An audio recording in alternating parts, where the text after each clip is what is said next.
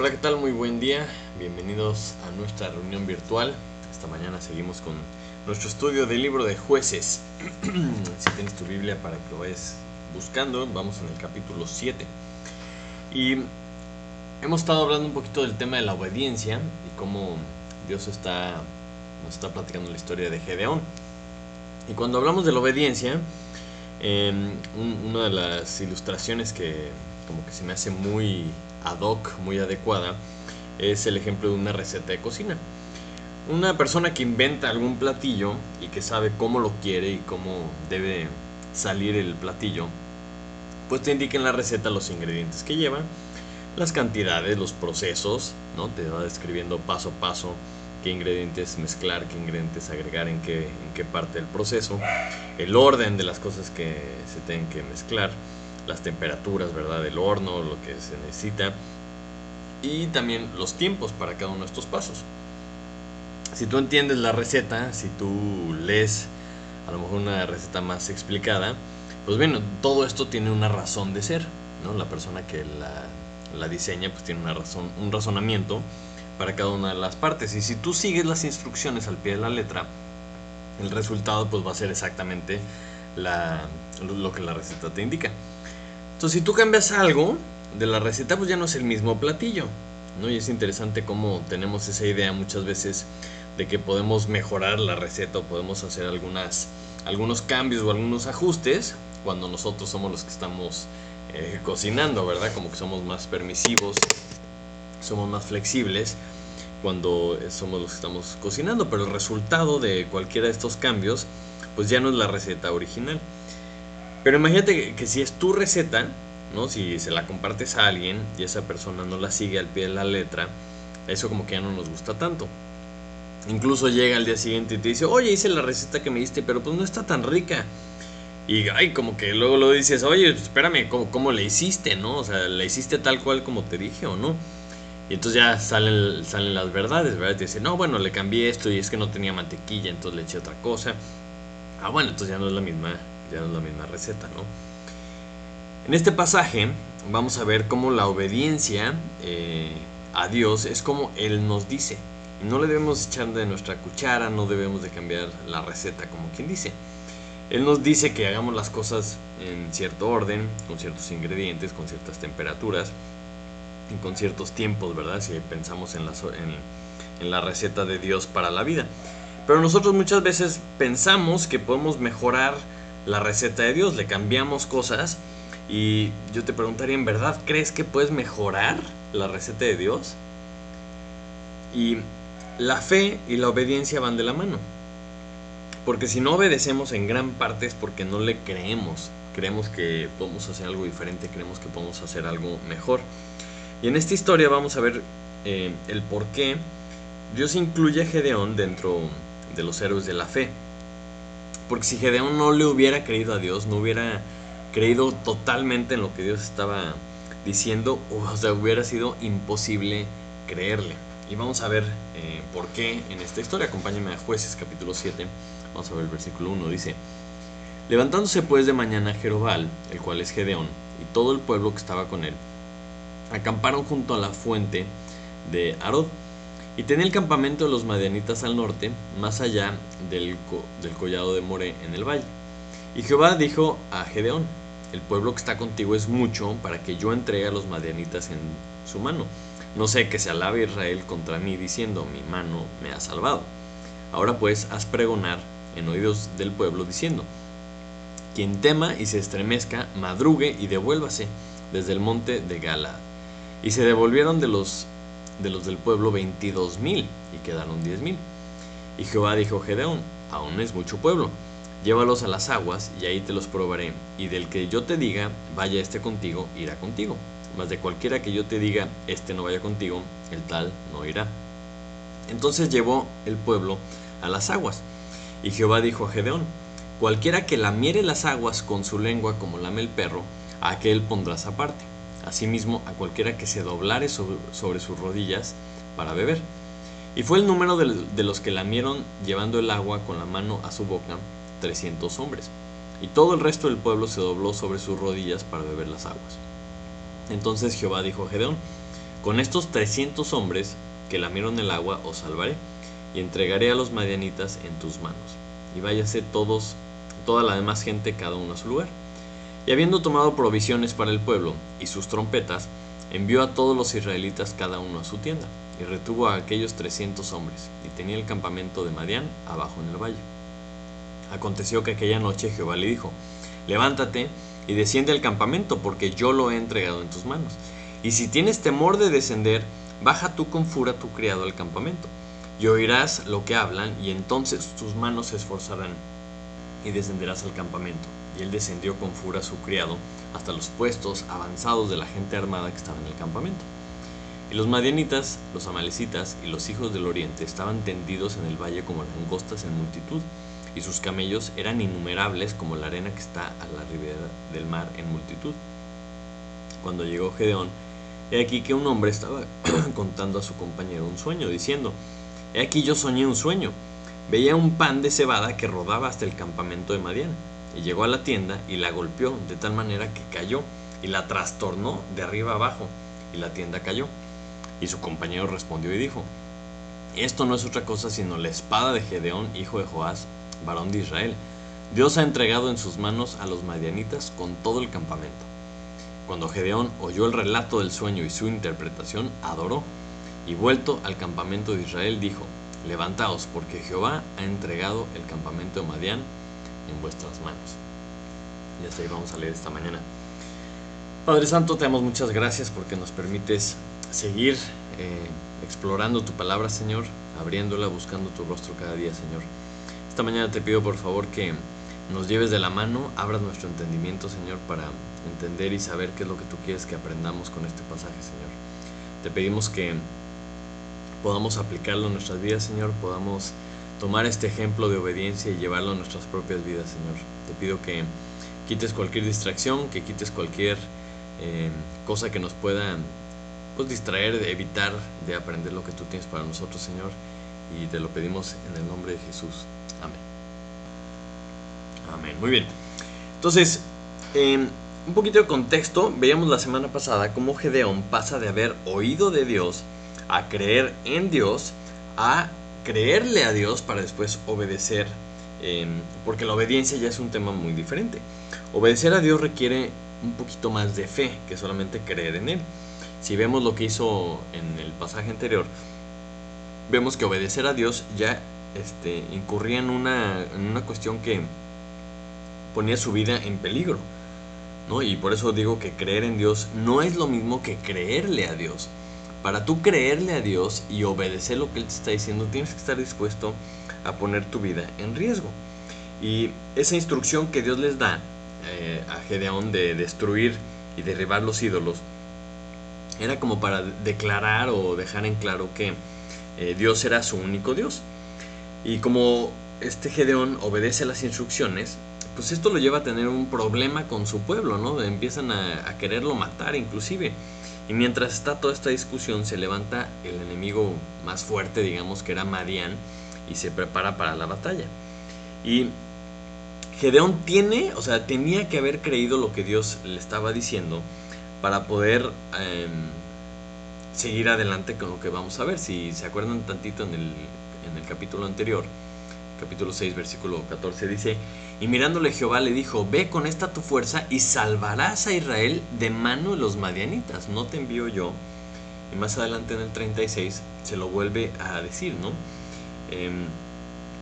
Gedeón dijo a Dios: si has de salvar a Israel por mi mano, como has dicho, he aquí que yo pondré el vellón, y le pasa todo eso, ¿no? O sea, Gedeón está en este proceso de creer lo que Dios le había dicho, ¿no? Y en estas 2 mañanas en donde el vellón amanece mojado y después el vellón amanece seco, Dios le confirma, Dios le demuestra que Él es el que se lo está pidiendo, y le demuestra que Él quiere usarlo a Él. Ahora sí, ya que Dios lo escuchó, ya que Gedeón expuso su caso, ¿verdad? Para estar seguro de que Dios era el que lo estaba mandando, Dios se lo confirma, y entonces ahora sí, ya no hay pretextos, y lo que sigue, la única opción es obedecer. Y aquí es donde empieza nuestro pasaje de esta mañana. Entonces, primero que nada, vemos y tenemos que entender que el plan es de Dios. No, porque ya que Dios le había demostrado quién era Él, entonces tenía que empezar a obedecer.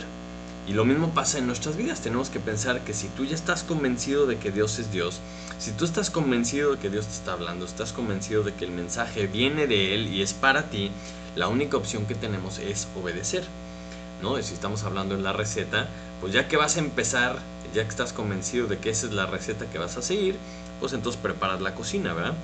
Y Gedeón hace lo lógico, hace lo que se esperaba, ¿verdad? Humanamente, de seguir una instrucción así. Avanza, se pone a trabajar, junta al pueblo necesario para enfrentar una guerra y está listo, ¿no? Está listo y preparado. Pero aquí una nota al margen, ¿no? Dice el versículo 1 que levantándose de mañana Jerobbaal, ¿no? El cual es Gedeón, y todo el pueblo que con él estaba acamparon junto a la fuente de Arod y tenían al campamento de los madianitas al norte, más allá del collado de Moré en el valle. Entonces, es interesante, ¿no? Como dice que Jerobbaal, o sea, ya le están diciendo con el nombre que le habían dado por lo que había hecho para Dios. Y es interesante que muchas veces para quien importa lo que hacemos es para Dios. Y nos debemos de preguntar, ¿somos conocidos por lo que hacemos para Dios? ¿O somos conocidos por el nombre que nos pusieron nuestros papás, ¿no? Puede ser interesante. Porque vemos, por ejemplo, el caso de Abraham, ¿no? Que Dios le cambia el nombre de Abraham a Abraham, que significa padre de una multitud. Dios le pone el nombre a Isaac, le cambia el nombre también a Jacob por Israel. El ángel de Dios le dice a María que le iban a nombrar Jesús a su hijo. Entonces, los nombres en la Biblia importan no tanto por cómo los llaman sus papás con la experiencia que tuvieron o la situación que estaban viviendo, sino el nombre que Dios le pone a la gente por lo que esas personas hicieron por él. Entonces nos pone a pensar, ¿verdad? ¿Cómo seríamos conocidos nosotros delante de Dios? ¿No? Como con nuestro nombre humano porque nunca hicimos nada para él, o a lo mejor tendríamos un nombre diferente. Eso está interesante en el versículo 1. Pero ya que Gedeón empieza a prepararse para obedecer a Dios, Dios le revela su plan. Y es interesante ver cómo la lógica de Dios no es la lógica del hombre, es muy diferente. Si tú te vas a enfrentar a una multitud, como dice este pasaje, que era innumerable, ¿verdad? Como la arena que está a la orilla del mar. Pues bueno, tratas de juntar a la mayor cantidad de gente posible, ¿no? Y es lo que hace Gedeón, entendiblemente. Pero de repente Dios, ya que lo ve preparado, le dice, en el versículo 2, el pueblo que está contigo es mucho para que yo entregue a los madianitas en su mano. Le dice, a ver, no, estás yendo con demasiada gente, ¿no? Y Gedeón haber pensado, pues ¿cómo demasiada? Se me hace muy poquita. Pero Dios le explica y le dice, no sea que se alabe Israel contra mí diciendo, mi mano me ha salvado, ¿no? Y le dice que los que tengan miedo, los que están estremecidos, que se regresen. Y en ese momento se regresan 22,000. O sea, quedaron solamente 10,000 de los 32,000 que había. Y eso es ahora sí que una primer tajada, ¿no? Y es interesante entender qué es lo que Dios está haciendo. Porque Dios le está explicando y le está diciendo, no son demasiados, yo quiero que sean menos para que no te vayas a creer mucho, no vayas a creer que, o sea, Israel no fuera a creer que, qué barbaridad, somos unos grandes guerreros y por nuestra mano nos escapamos de Madián, ¿verdad? Y acompáñame rápido a Jeremías 9, versículo 23, que es un poquito este cambio de mentalidad que Dios está trabajando con Gedeón. Dice Jeremías 9:23, así dijo Jehová, no se alabe el sabio en su sabiduría, ni en su valentía se alabe el valiente, ni el rico se alabe en sus riquezas, mas alábese en esto el que se hubiere de alabar, en entenderme y conocerme que yo soy Jehová, que hago misericordia, juicio y justicia en la tierra, porque estas cosas quiero, dice Jehová. Entonces, o sea, esta pequeña explicación que Dios le da a Gedeón es para entender. O sea, no es como tú crees, o sea, no te jactes, no creas que tienes muchas cosas o que tienes grande poder o grandes riquezas. No. Aquí vamos a seguir la receta de Dios y este es el plan que yo tengo. No te está explicando la receta y te está diciendo el por qué. Por qué es importante el orden, ¿no?, de los ingredientes o por qué es importante la temperatura del horno para que tenga un cierto efecto. Y Dios le está explicando esto a Gedeón. Y obviamente va en contra de la lógica, ¿no? Porque dice, bueno, está bien, 10,000, todavía podríamos hacer algo con estos 10,000, ¿verdad? Pero Jehová le vuelve a decir, aún es mucho el pueblo. Y le dice que los lleve a tomar agua, y todos aquellos que se hincaran a tomar directamente el agua, los apartara, y todos los que llevaran el agua a la boca con la mano y que lamieran, ¿verdad? Como perros, que los apartara. Y resulta que solamente 300 hicieron esto. Entonces, de estos 300, que es menos del 1% de todo ese gentío que Gedeón había pues convencido, jalado, reclutado, ¿verdad? Solamente 300. Y es interesante porque de esta forma Gedeón, los 300, los otros 32,000 y todo Israel iba a saber que si le ganaban a los madianitas iba a ser un milagro de Dios, porque es humanamente imposible ganarle a un ejército innumerable con 300 personas. Y de esa forma la gloria siempre se la lleva a Dios. Entonces podemos hacer un paralelo con nuestra vida, con lo que Dios pide de nosotros, con la receta que tenemos nosotros para la vida, para el ministerio, ¿no? Porque es lo que Dios nos ha encargado, y pensamos en la palabra de Dios que por medio de la cual Dios nos revela su plan, que esa es la receta, ¿no? Y tenemos que seguir el plan de Dios con su lógica, no con nuestra lógica. Porque muchas veces tratamos de encontrarle sentido a la vida, tratamos de entender el propósito en otro lado, pero tenemos que entender que solamente vamos a encontrar propósito, el propósito que Dios tenía para nosotros, pues en lo que Él nos está diciendo, ¿no? Yo no creo que Dios nos haya llamado a calentar bancas. O sea, si leemos y entendemos la palabra de Dios, entendemos que Él tiene un propósito para cada uno de nosotros. Y pasajes como que la fe es por el oír y el oír por la palabra nos motivan a estar constantemente predicando la palabra de Dios, porque de esa forma oímos lo que Dios nos ha dicho. Y en la vida y en todo lo que hacemos, entonces entendemos que nuestra participación en el plan de Dios es con la lógica de Dios, con las instrucciones de Dios, con la receta de Él, y no con la nuestra. Entonces, ¿a qué me refiero? Acompáñame a 1 Corintios. Encontramos aquí dos pasajes interesantes que nos deben de motivar a cómo exponemos la palabra de Dios. 1 Corintios 2, 4, 5 está hablando Pablo, ¿verdad?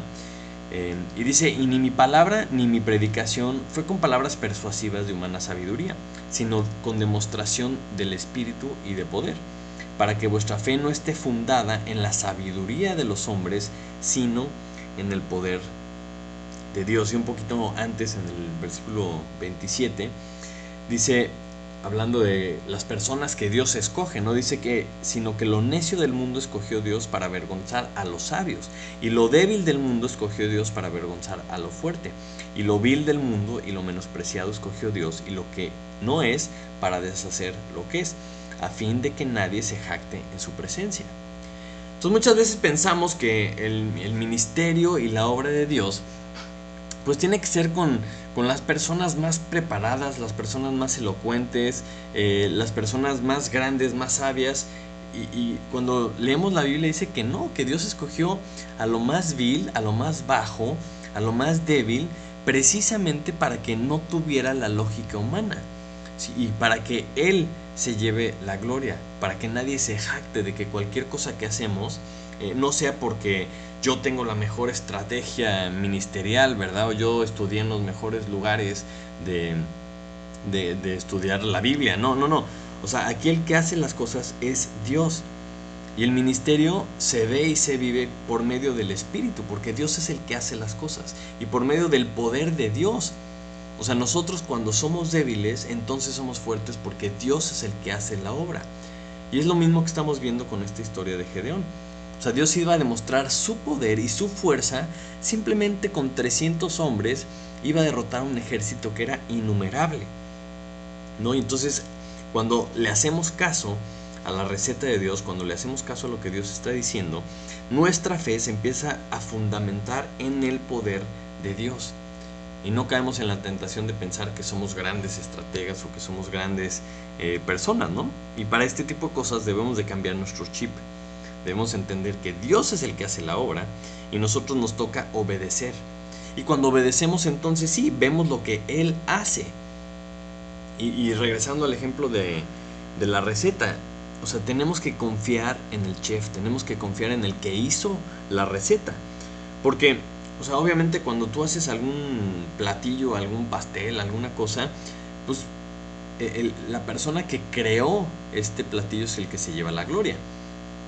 O sea, no dices el pastel, oh sí, gracias a Dios tengo un horno espectacular, ¿no? O este huevo que fui a comprar al mercado es la clave para que el pastel saliera bueno. Es más, ni el mismo ayudante, el que hizo el pastel, se lleva la gloria. La gloria se la lleva el chef, el que diseñó, el que preparó la receta, ¿no? Entonces, en nuestra vida, ¿en qué etapa estás? ¿En qué etapa estás? Si vemos una similitud en el proceso de Gedeón y nuestra propia vida. A lo mejor tú solamente has oído hablar de Dios, o a lo mejor tú ya crees en Dios, ¿verdad? ¿Qué tanto le crees a Él? Porque si le crees, lo que sigue pues es la obediencia. Estás obedeciéndole a Dios, le crees, estás siguiendo la receta porque sabes quién la escribió, sabes quién es el que la diseñó. ¿En qué etapa estás? Porque, o sea, Dios no necesita grandes números, Dios no necesita grandes cosas porque Él es el que hace la cosa. ¿Qué es lo que Dios necesita? Y vamos a ver qué es lo que dice la Biblia. ¿Quiénes son estas personas que forman parte del plan de Dios? Porque muchas veces tenemos este concepto como de no, yo creo en Dios y creemos que eso es suficiente. Sin embargo, encontramos muchos versículos en la Biblia que nos hablan un poquito fuerte, un poquito claro de las cosas que en realidad suceden con las personas. Por ejemplo, en Mateo 13, en donde Jesucristo explica la parábola del sembrador, ¿no? Ese sembrador que echa la semilla y cae en diferentes tierras, ¿no? Una cayó junto al camino, otro cayó en las piedras, pero hay un grupo de personas, que es la tierra, en donde cae la semilla, que es la palabra de Dios, y dice el versículo 21, el 20, ¿no? Y el que fue sembrado en pedregales, este es el que oye la palabra y al momento la recibe con gozo, pero no tiene raíz en sí, sino que es de corta duración, pues al venir la aflicción o la persecución por causa de la palabra, luego tropieza. Entonces hay un grupo de personas que escuchan la palabra y la reciben bien, pero como que no echa raíz en su vida, porque a las primeras de cambio, a la primera aflicción, a la primera persecución, por causa de lo que Dios les está diciendo en su vida, abandonan. No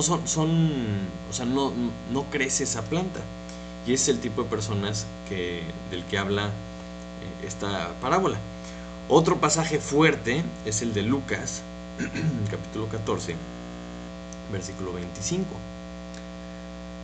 Porque dice, grandes multitudes iban con él y volviéndose les dijo, si alguno viene a mí y no aborrece a su padre y madre y mujer e hijos y hermanos y hermanas y aún también su propia vida, no puede ser mi discípulo.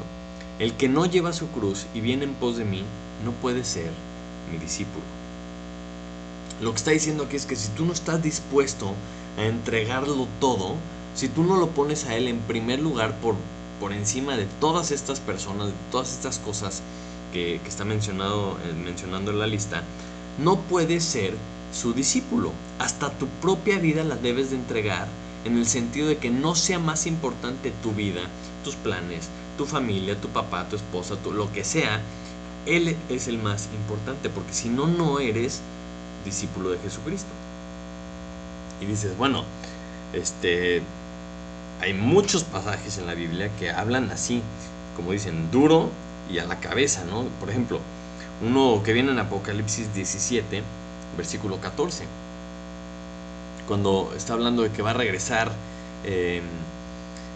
Jesucristo, ¿no? a juzgar, y dice que regresa el Cordero, y fíjate quiénes pelean con él. Dice, pelearán contra el Cordero, y el Cordero los vencerá, porque él es Señor de señores y Rey de reyes, y los que están con él son llamados y elegidos y fieles. Es decir, este grupo de personas que van a regresar con el Rey, que van a regresar con Jesucristo, son estos fieles. Entonces te hace pensar, híjole, pues hay muchas personas que se dicen seguidores de Jesucristo, pero que no son fieles, que no son llamados, que no son escogidos y que no son fieles. Y cuando, pues ahora sí que palabras todavía más fuertes en Apocalipsis 21:8, que habla de los que van a estar en el lago de fuego, dice Apocalipsis 21:8, pero los cobardes e incrédulos, los abominables y homicidas, los fornicarios y hechiceros, los idólatras y todos los mentirosos tendrán su parte en el lago que arde con fuego y azufre, que es la muerte segunda. Es interesantísimo para mí, o sea, me estremece un poquito que la lista diga los cobardes e incrédulos. O sea, aquellos que no están dispuestos a hacer lo que tienen que hacer, los que no son valientes, las personas que no le creyeron a Dios. Entonces estamos hablando de estas personas que pues quieren una receta alterna, que no creen en la receta de Dios, o que escuchan la receta de Dios y híjole, les da miedo y mejor no la siguen. Entonces esto nos hace pensar, o sea, ¿desde dónde vamos a ver la obra de Dios? Porque la obra de Dios va a suceder, o sea, Él va a hacer todo lo que tiene planeado. Pero ¿desde dónde vamos a ver lo que Dios hace? No lo vamos a ver en las noticias, o lo vamos a ver desde las montañas, viendo hacia abajo, así, mira todo lo que está haciendo Dios, o vamos a verlo desde primera mano. No, con esta distinción, con esta separación que vemos esta historia, nos hace pensar, solo unos cuantos, ¿no?, estaban animosos, querían hacer la obra de Dios, estuvieron dispuestos a seguir a Gedeón y obedecer a Dios. Pero vamos a ponernos tantito en los zapatos de Gedeón, porque cuando él decide obedecer, o sea, luego su fe es probada y tenemos que anticiparlo, porque nosotros cuando decidamos creer, nuestra fe va a ser probada para ver si es cierto, para ver si es una fe verdadera, o como estos 22,000 que dijeron, híjole, pues si tienes miedo regrésate, y pum, se regresaron, ¿verdad? Vamos a ser probados luego. Como les decía, si nos ponemos en los zapatos de Gedeón, fíjate todo lo que he tenido que procesar en tan poco tiempo.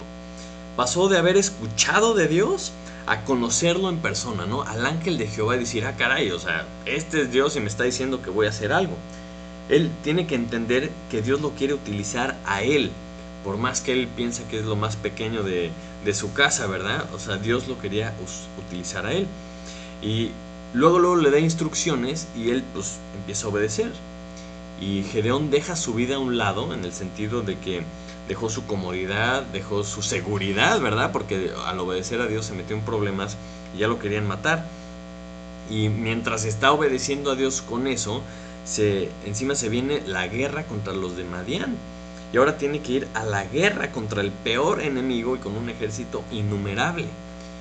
Entonces decimos, bueno, o sea, si esto no era suficiente, ¿no? Él en sus fuerzas, vamos a pensar que logró juntar a 32,000 personas para ir a la guerra. Y está haciendo, vamos a decir, todo lo que sería lógico humanamente. Pero Dios prueba su fe. Le dice, no, creo que agarraste demasiadas personas. Nada más vas a hacer lo que te estoy diciendo con 300. Entonces Gedeón se ha de haber ido de espaldas y decir, o sea, ¿cómo con 300? O sea, con 300. Entonces entendemos que Dios está probando su fe, porque a pesar de que era algo ridículo, algo, o sea, imposible humanamente, pues Gedeón lo hace. Entonces quiere decir que sí estaba creyendo en serio. Y muchas veces en nuestra vida, o sea, no se trata solamente de obedecer a Dios, sino que obedecer como Él nos dice y obedecerlo en serio. Porque debemos anticipar que nuestra fe va a ser probada. O sea, tú no puedes decir a la ligera que crees en Dios o que le crees a Dios, porque entonces te va a decir, a ver, vamos a ver si es cierto, ¿verdad? Para ver si es una fe genuina, ¿no? Y lo vemos en muchos lugares. No, Señor, yo estoy dispuesto a ir hasta la muerte contigo. Ay, Pedrito, ¿verdad? O sea, antes de que amanezca me vas a negar. O sea, porque iba a ser probada su fe. Y Romanos 5 nos habla de la fe. Y nos dice aquí un detallito que es importante considerar. Dice, justificados pues por la fe tenemos paz para con Dios por medio de nuestro Señor Jesucristo, por quien también tenemos entrada por la fe a esta gracia en la cual estamos firmes y nos gloriamos en la esperanza de la gloria de Dios. Y no solo esto, sino que también nos gloriamos en las tribulaciones, sabiendo que la tribulación produce paciencia, y la paciencia prueba, y la prueba esperanza, y la esperanza no avergüenza, porque el amor de Dios ha sido derramado en nuestros corazones por el Espíritu Santo que nos fue dado. Entonces este pequeño proceso de decir que estamos firmes y estamos fundamentados en la fe, y que por eso nos gloriamos en las tribulaciones, es así como, híjole, pues yo no sé si necesariamente me glorío en las tribulaciones, pero debería de gloriarme en las tribulaciones. ¿Por qué? Porque la tribulación produce paciencia, y la paciencia produce prueba, que ya lo hemos hablado. No es prueba de que otra vez una tribulación, sino evidencia. Produce evidencia de lo que Dios está haciendo, y cuando tienes evidencia de que Dios es quien dice que es, de que Dios está contigo, de que Dios está haciendo lo que dijo que va a hacer, entonces tienes esta evidencia que fortalece tu esperanza, la esperanza en Él, ¿verdad? Y la esperanza no avergüenza, porque estamos esperanzados en nuestro Señor Jesucristo. Entonces, si Gedeón estaba titubeando, si estaba dudando de que Dios lo había mandado y de que iba a entregarle este ejército, pues obviamente dice, a ver si es cierto que me crees, ¿verdad? Vas a ir con 300. Entonces, al hacer esto, vamos a verlo la semana que entra, pero sabemos que Gedeón creyó, y esa fe se traduce en que creyó más en Él. O sea, Dios hizo más grande para Él. Entonces, nuestro proceso, o el proceso por el cual nuestra fe crece, es precisamente creerle a Dios. Muchas veces queremos ver antes, ¿no? Ver que Dios nos convenza antes de las cosas que Él va a hacer, pero así no funciona. O sea, si tú te pones a ver el pastel, no dices, a ver, yo quiero primero probar el pastel. No, o sea, tienes que hacerle caso a la receta. Tienes que hacer la receta confiando en que si lo haces bien, ¿verdad?, va a salir el pastel que está en la receta. Y le crees, o sea, digamos, crees en la receta, y en la vida le tienes que creer a Dios porque sabes quién es Él. No solamente si le crees a Él vas a saber de lo que es capaz de hacer. Y cuando haces esto vas a tener evidencia de quién es Dios, y entonces tu fe va a crecer. Y me recuerda mucho al ciclo que veíamos de la fe en el libro de Jueces, y que lo hemos estado viendo vez tras vez, que tenemos que escuchar lo que Dios dice, tenemos que creer lo que Él dice, y una vez que le crees tienes que obedecer. Porque cuando obedeces te santificas, te apartas, estás apartado para hacer solamente lo que Dios te está diciendo. Y una vez que haces esto, ves lo que Dios hace, y entonces tu fe crece. Y si regresamos a este ciclo, en este pasaje, o sea, Dios le dice 4 veces, bueno, el pasaje dice 4 veces que Jehová le dijo a Gedeón. Jehová estaba constantemente hablando con él, ¿no? Y 4 veces dice que Jehová le dijo. Entonces, él estaba escuchando y tenía que creerle. A lo mejor, o sea, humanamente escuchas lo que Dios está diciendo y dices, bueno, pues Dios está loco, ¿cómo es posible, no? Pero vemos que Gedeón no piensa esto, vemos que Gedeón le cree. Si nos vamos al versículo 7, dice, entonces Jehová dijo a Gedeón, con estos 300 hombres que lamieron el agua os salvaré, y entregaré a los madianitas en tus manos, ¿no? Y váyase toda la demás gente, cada uno a su lugar. Obviamente vemos que Gedeón le creyó a Dios que iba a ganar la batalla con estos 300, porque toma provisiones, toma las trompetas y manda a todos los demás israelitas a sus tiendas. Y se queda ahí en el frente de la batalla solamente con 300 hombres. Entonces es interesante que dice que agarra provisiones y que agarra sus trompetas y manda a los demás a sus tiendas, ¿no? Yo hubiera pensado, bueno, agarró unas catapultas, agarró todas las espadas que pudo. No, agarró las trompetas. Y esto me hace pensar que él sabía lo que decía Números 10:9, ¿no? Que dice que cuando salieres a la guerra en vuestra tierra contra el enemigo que os molestare, tocaréis alarma con las trompetas y seréis recordados por Jehová vuestro Dios, y seréis salvos de vuestros enemigos. Entonces Gedeón sale, o sea, le cree a Dios y sale preparado a la batalla con trompetas.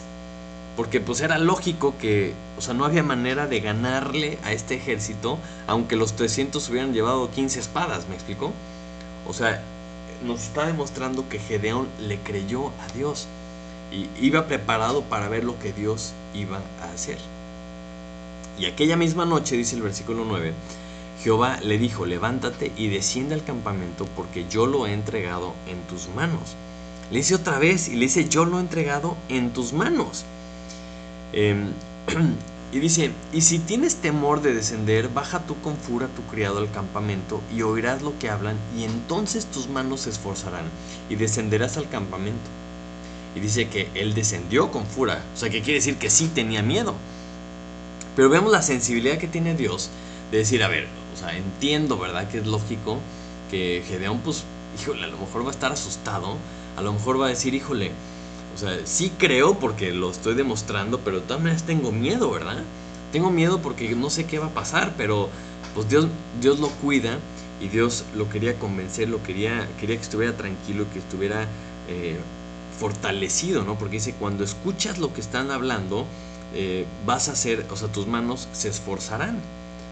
Y dice pues que descendió con Fura su criado, y se fue hasta los puestos más avanzados de la gente armada. Y los madianitas y los amalecitas están ahí como langostas en multitud, y sus camellos innumerables. Y llega Gedeón, y un hombre le estaba contando a su compañero un sueño, y le dice que: he aquí, yo soñé un sueño. Veía un pan de cebada que rodaba hasta el campamento de Madián, y llegó a la tienda y la golpeó de tal manera que cayó, y la trastornó de arriba abajo, y la tienda cayó. Y luego viene la interpretación y dice: esto no es otra cosa sino la espada de Gedeón, hijo de Joás, varón de Israel, que Dios ha entregado en sus manos a los madianitas. Entonces, imagínate, o sea, a Gedeón y a Fura, su criado, ahí caminando entre los enemigos, y de repente escuchan este sueño y escuchan la interpretación. Y lo que pasa es que se va fortalecido porque es lo que Dios quería. Entonces, cuando vemos lo que Dios le está diciendo, le dice 4 veces cosas imposibles de creer, ¿no? Imposibles de entender humanamente, pero Dios quería que él estuviera seguro, para que lo hiciera, para que se fortaleciera, para que siguiera adelante con el plan de Dios.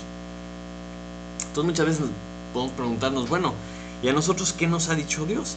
¿Qué son las cosas que nos ha encargado a nosotros para que digamos le creemos o no le creemos? Por ejemplo, Filipenses 1:6 dice: estando persuadido de esto, que el que comenzó en vosotros la buena obra la perfeccionará hasta el día de Jesucristo. O sea, ¿tú crees que tú estás en un proceso de perfección? ¿Tú crees que Dios te va a perfeccionar? O sea, que vas a estar completo tarde o temprano. Dices: híjole, pues a lo mejor no lo creemos, ¿no? En Efesios 4, versículo 11, cuando está hablando de la iglesia, dice que Jesucristo mismo constituyó a unos apóstoles, a otros profetas, a otros evangelistas, a otros pastores y maestros, a fin de perfeccionar a los santos para la obra del ministerio, para la edificación del cuerpo de Cristo, hasta que todos lleguemos a la unidad de la fe y del conocimiento del Hijo de Dios, a un varón perfecto, a la medida de la estatura de la plenitud de Cristo. Entonces, si tú crees que Dios te va a perfeccionar y te está diciendo que vas a ser perfeccionado estando en la iglesia, en donde el propósito de la iglesia es perfeccionar a los santos para la obra del ministerio, para la edificación de la iglesia, ¿no? Hasta que todos lleguemos a esta unidad de la fe y del conocimiento del Hijo de Dios, a la estatura, ¿no?, del varón perfecto, implica que tenemos que estar en este proceso de perfeccionamiento dentro de la iglesia hasta que lleguemos al tamaño, ¿verdad? Porque es como un niño cuando va creciendo, llega a la estatura cuando ya crece por completo. Como iglesia tenemos que creer que esto es lo que Dios está haciendo. O sea, si tú no crees que vas a ser perfeccionado hasta el día de Jesucristo, y si tú no crees que vas a ser perfeccionado dentro de la iglesia, porque para eso nos constituyó a unos apóstoles, profetas, evangelistas, pastores y maestros, para perfeccionar a los santos. O sea, si tú eres un santo que forma parte del cuerpo de Cristo, debes de estar en la iglesia, para que Dios te vaya perfeccionando. ¿Para qué? Para la obra del ministerio. ¿Para qué? Para la edificación del cuerpo, para que el cuerpo vaya creciendo y que todos juntos vayamos creciendo hasta que lleguemos a la estatura de la plenitud de Cristo. Son de las cosas que Dios nos ha dicho. La pregunta es: ¿lo creemos o no lo creemos? Mateo 28 es un versículo que nos debemos de saber de memoria. Mateo 28, 18 al 20, ¿no? Jesucristo hablando, diciendo que toda potestad me es dada en el cielo y en la tierra. Por tanto, id y hacer discípulos a todas las naciones, bautizándolos en el nombre del Padre, del Hijo y del Espíritu Santo, enseñándoles que guarden todas las cosas que os he mandado. Y nos hace la promesa de que Él está aquí, he aquí, yo estoy con vosotros todos los días hasta el fin del mundo. Entonces, ahí está otra instrucción. ¿Tú crees que te lo está diciendo a ti? ¿Tú crees que aplica para ti o no? O sea, si tú eres un santo de Dios, si eres un hijo de Dios por haber creído en Jesucristo, entonces estás en este proceso de perfeccionamiento, ¿no? Y si estás en este proceso de perfeccionamiento, tienes que estar dentro de una iglesia, tienes que estar dentro de la iglesia para que puedas cumplir el propósito de Dios. Y el llamado, la gran comisión es ir y hacer discípulos, bautizándolos, enseñándoles que guarden todo lo que enseñó Jesucristo, y Él está con nosotros. La pregunta es como Gedeón, ¿le creemos o no le creemos? Porque si le creemos vamos a hacerle caso, si le creemos vamos a obedecer, vamos a formar parte de la iglesia, vamos a irnos perfeccionando para poder hacer la obra del ministerio. Entonces, si somos discípulos es porque nos hemos entregado por completo a Dios. Es lo que decíamos en el versículo que leímos hace un momento. O sea, no puedes ser discípulo de Jesucristo si no le entregas todo. Y es el ejemplo que vemos en Gedeón. Él dejó lo que estaba haciendo, dejó su comodidad, dejó su seguridad para obedecer a Dios. Y la semana pasada veíamos un concepto interesante del sacrificio, ¿no? Cuando tú sacrificabas algo a Dios, o sea, lo dejabas todo. Perdías todo el cabrito, perdías todo el animal que estabas sacrificando. O sea, no te quedabas tú con nada. No te quedabas con una piernita, no te quedabas con la grosura, no. O sea, tú como dueño del animal lo perdías todo, porque lo entregabas todo para Dios y para sus propósitos. Entonces, si tú te presentas a Dios como sacrificio vivo, o sea, tienes que dejarlo todo. O sea, no te queda nada para ti, porque todo es para Dios, todo es para obedecer a Jesucristo. Y dejas todo, vamos a ir, en tu corazón. Es decir, el motivo por el que tú vives es Cristo. Como decía Pablo, para mí el vivir es Cristo. No significa que dejes tu trabajo, que dejes tu familia, que dejes todo. No. O sea, es que lo dejes en tu corazón. Que el motivo por el cual tú vives es Jesucristo. Entonces ahora sí, vas al trabajo para servir a Jesucristo, para glorificarlo, siendo luz ahí, ¿no? Para proveer para tu familia, para hacer luz a toda la gente que te rodea. Ya todo lo que haces es para Cristo. Porque si no, no eres un discípulo de Jesucristo, si no estás dispuesto a dejarlo todo. Y a Dios, o sea, le interesa que estemos convencidos, que estemos fortalecidos, que creamos que Él es el que nos está pidiendo, ¿no? Entonces, cuando Gedeón escucha lo del sueño y su revelación, Dios dice que le fortaleció sus manos. Entonces, él ya tenía una experiencia con Dios, ya tenía claro quién era Él. Vamos a ver la semana que entra qué es lo que resulta, ¿verdad?, de todos estos pasos de obediencia que hace Él. Pero cuando nosotros como hijos de Dios, como creyentes, decimos todo lo puedo en Cristo que me fortalece, ¿verdad? O sea, obviamente tenemos que entender que todo lo puedo en Cristo que me fortalece para su obra. O sea, todo lo que Él nos ha dicho, Él es el que nos fortalece. Y Él es el que nos quiere convencer, es el que quiere que sepamos de lo que Él es capaz para que cada vez obedezcamos más fácil, ¿no? Como cuando Jonatán agarra su paje de armas y dice, vámonos contra los filisteos, a lo mejor Dios va a hacer algo, ¿verdad? O sea, yo estoy seguro que Jonatán sabía que Dios no necesitaba números. O sea, él sabía que Dios quería derrotar a los filisteos y dice, pues vámonos de una vez. ¿Quién sabe si Dios va a hacer algo, verdad? Pero muchas veces en nuestra vida, muchas veces en el ministerio, en nuestro trabajo, en lo que hacemos, no dependemos al 100% de Dios.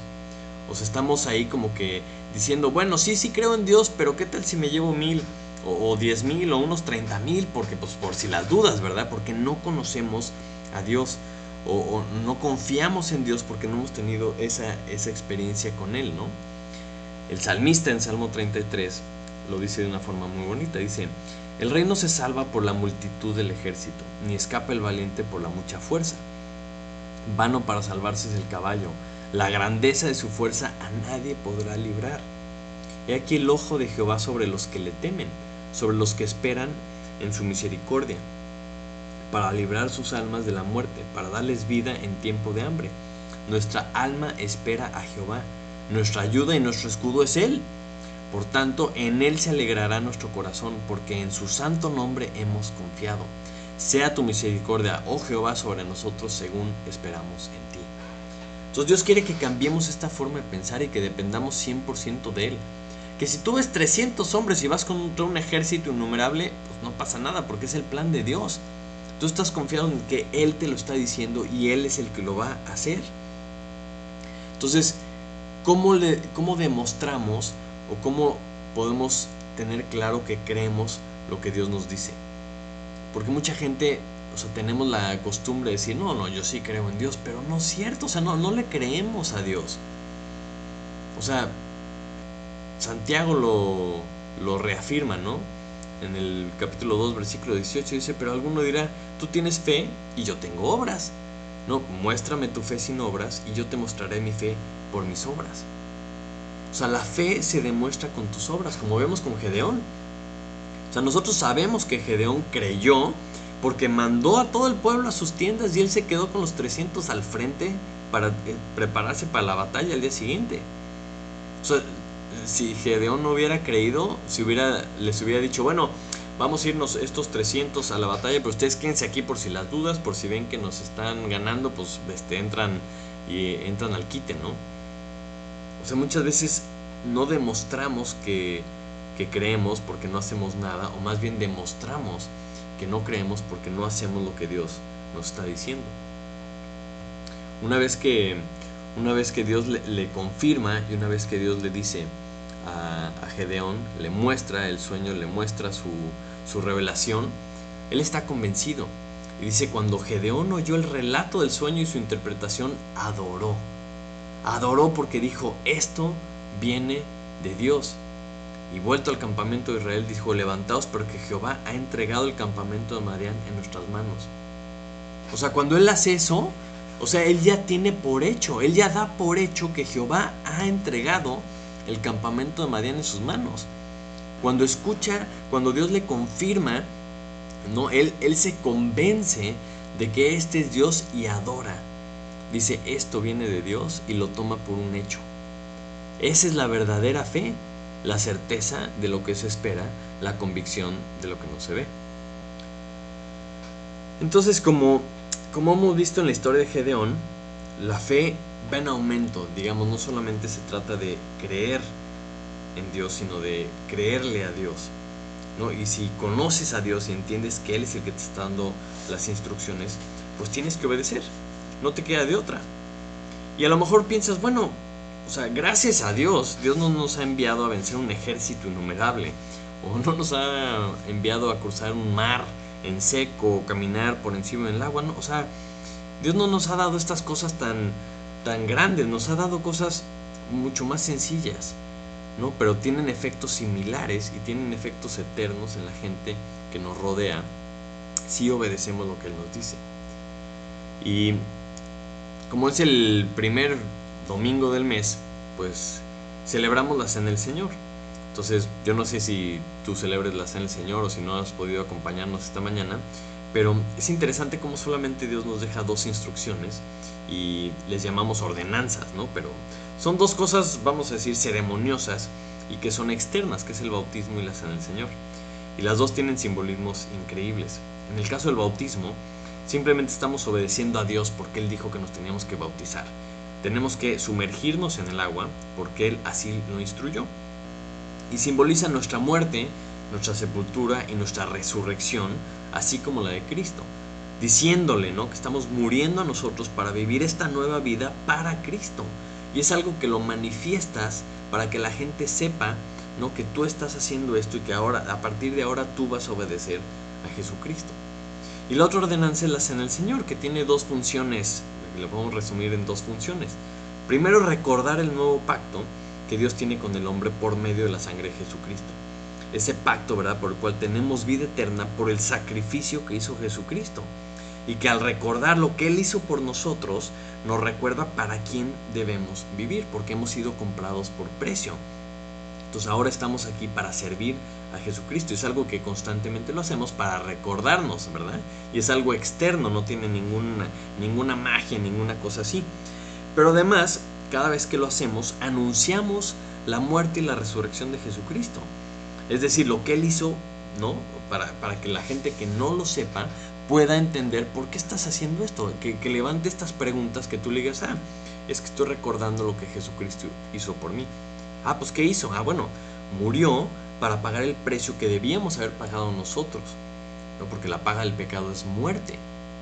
Y como todos hemos pecado, merecemos la muerte. Pero todo aquel que en Él cree, recibe esta salvación, recibe este perdón de pecados al arrepentirse y tomar ese don de Dios para que entonces tenga vida eterna. Entonces la Cena del Señor tiene esta doble función, ¿verdad? Recordar el pacto que tenemos y anunciar para que las personas que no lo conozcan lo puedan conocer. Entonces, como hijos de Dios, pues obviamente tenemos que obedecer no solamente estas dos ordenanzas, porque estos son pues cosas externas y no necesitas mucho para obedecer esto. Necesitas a lo mejor pues agua, ¿verdad? Un traje de baño y poder que alguien te bautice y listo. O un poco de jugo de uva y pan para recordar lo que instituyó Dios. Pero sí es importante considerar porque, o sea, en los últimos meses ha habido ciertos conflictos en el obedecer o no obedecer, en que qué necesitas para bautizarte, etcétera, etcétera. Pero si tú tienes un conflicto para obedecer dos cosas tan sencillas que no tienen la mayor complicación, como el bautismo y la Cena del Señor, ¿cuánto trabajo crees que te va a costar obedecer a Dios en cosas más grandes? ¿Cuánto trabajo crees que te va a costar obedecer a Dios, no sé, en dejar de fumar? O dejar esa relación que Dios no aprueba. O dejar de ver eso que no te conviene, ¿no? O obedecer a Dios en amar a tu prójimo. Y le puedo seguir, ¿verdad? O sea, si con dos cosas tan básicas no puedes obedecer, ¿cómo crees que vas a obedecer en lo demás? Lo primero que Dios le dice a Gedeón es que destruya los ídolos. Y es algo que pues, lo tuvo que hacer públicamente. Tuvo que derribar el altar de Baal y la imagen de Acera. Y todo el mundo se enteró que era él. O sea, eso fue lo primero que Dios le dijo. Y después le dice que vaya y pelee contra un ejército innumerable. Pero obviamente si no hubiera hecho lo primero, pues lo segundo no se lo pudo haber pedido Dios. Si no obedece en lo primero, no pudo haber obedecido en lo segundo. Si nosotros no obedecemos en lo más básico, ¿cómo crees que vamos a poder obedecer en lo más importante, en lo más grande? Y es que la obediencia está relacionada con la fe. Si tú no crees que la receta de Dios es lo mejor para tu vida, si no crees que es la mejor cosa que puedes hacer en tu vida, pues obviamente no la vas a seguir. Y tú me puedes hablar de rebeldía o de apatía o lo que tú me digas, con la razón que tú quieras para no obedecer. La realidad es que es porque tú no le crees a Dios. Hemos mencionado las últimas 2 semanas ese impacto con el tren. O sea, tú no puedes ser impactado por un tren y quedarte igual, así como no puedes ser impactado por Dios y quedarte igual. O sea, tal vez tú te acercaste al tren, sentiste el airecito y dices, híjole, esto está tremendo. Entonces tal vez te estás escondiendo porque sabes cómo es Dios y sabes que si, o sea, te enfrentas con Él y si estás delante de Él, pues no te queda de otra más que obedecer. Y a lo mejor lo estás evitando porque no quieres obedecer. A lo mejor tú quieres probar tus propias recetas. Y te anticipo que si tú pruebas tus propias recetas, te va a salir mal. Porque la única receta para la vida que funciona es la de Dios. Solo si sigues la receta de Dios vas a poder entender y comprobar lo que Él tiene preparado para ti.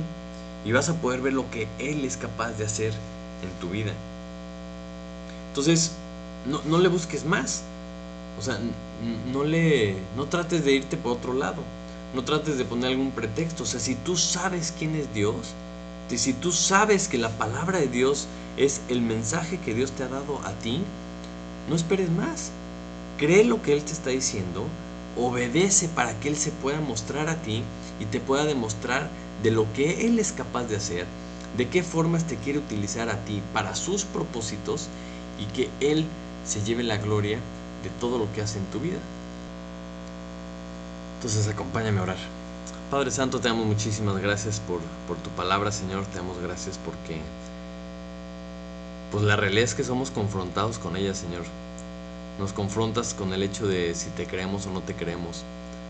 Te pido que nos permitas tomar un tiempo, Señor, para meditar en lo que nos has dicho, Señor, en lo que nos has hablado, para considerar nuestros corazones y ver si en realidad te creemos o no te creemos.